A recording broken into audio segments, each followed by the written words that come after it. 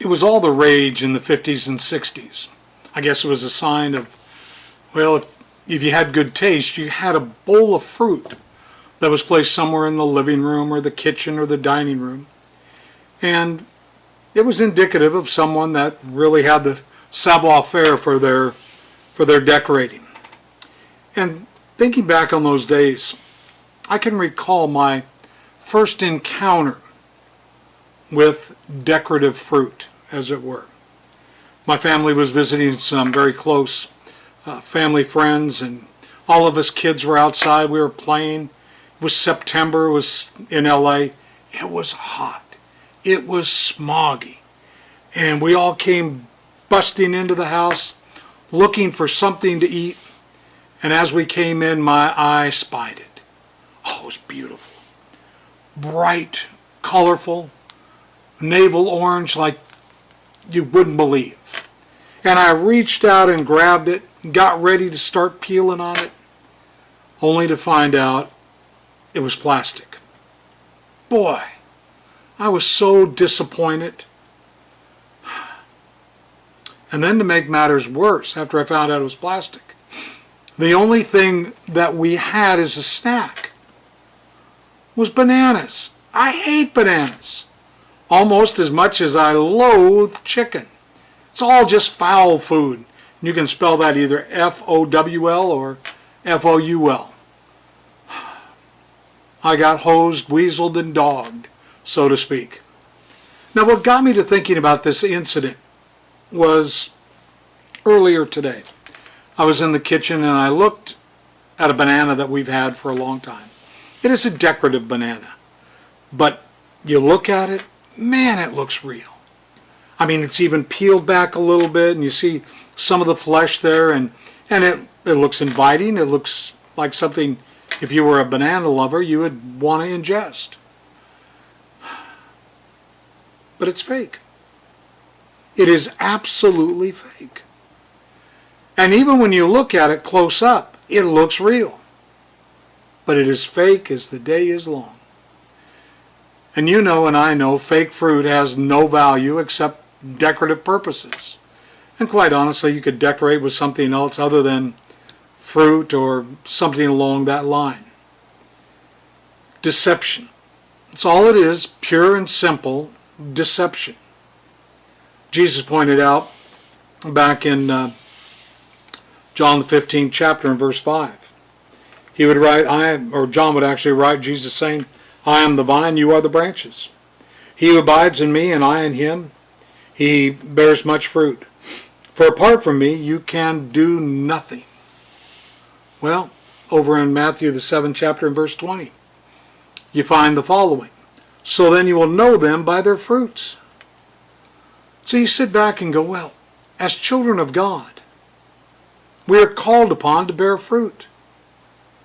And the question is, what kind of fruit, as a child of God, am I producing? And if you're a child of God, you need to sit back and ask the same question. What kind of fruit are you producing? Maybe it is simply fruit that looks good from afar, but upon closer inspection, it leaves a lot to be desired.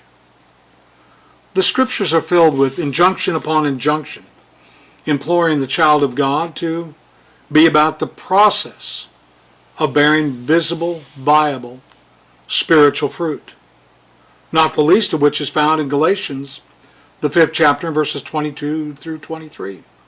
Now the fruit of the Spirit is love, joy, peace, patience, kindness, gentleness, self-control.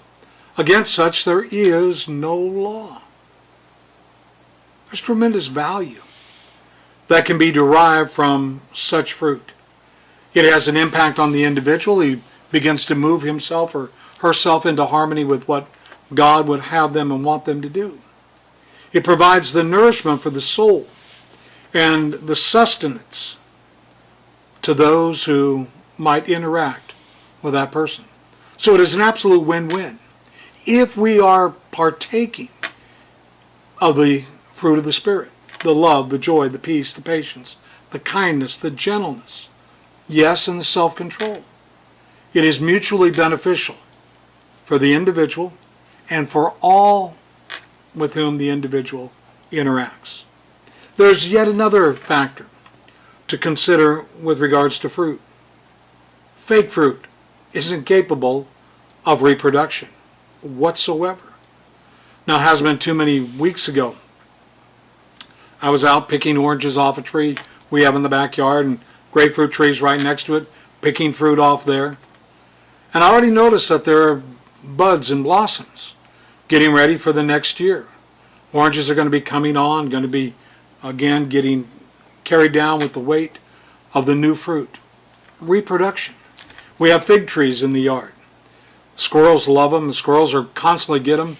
My wife constantly says, I never get any figs. And she's right. Squirrels get them all.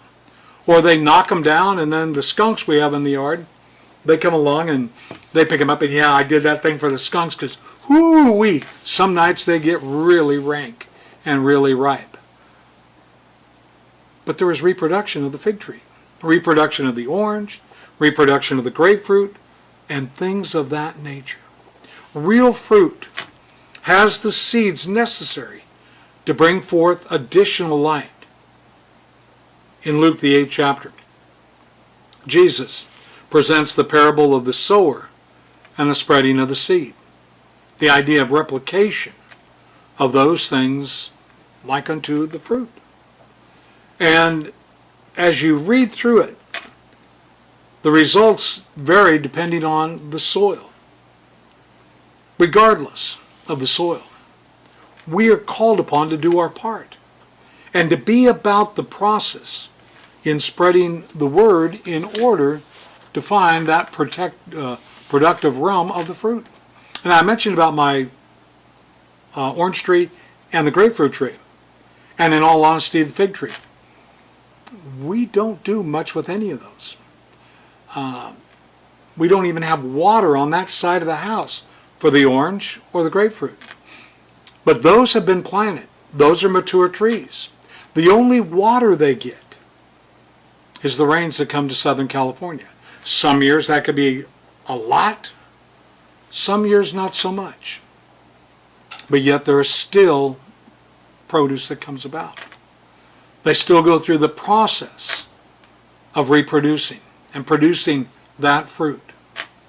So what we need to do is we must ever keep in the forefronts of our mind that when it comes to being about fruit and bearing fruit for the cause of Christ, that as long as that seed is there and still alive and still active, it's going to produce. Now, when we go about trying to plant the seed, we have to also keep something in our mind. And what that is people don't care what we have to say unless they know that we care. Which goes back to what kind of fruit are you? Are you true? Are you real? Are you genuine? Are you that which satisfies and serves to benefit others? Or are you merely a cheap imitation? That's not what God would have us and want us to be. So I challenge you, even as Jesus brings the Sermon on the Mount to a conclusion, he says that we need to be fruit inspectors. I have a very dear friend who is a member of the body of Christ who many, many years ago said, well, you know what the vocation is of a Christian? I go, no, other than being a Christian. He goes, no, it's to be a fruit inspector. We go and we look at ourselves first to see whether we're producing, whether we are viable and appetizing, and whether we are replicating. And then we look at the fruits of our labors and we inspect them. And if we're not seeing a harvest, we need to come back and begin to redress who we are and what it is we're about.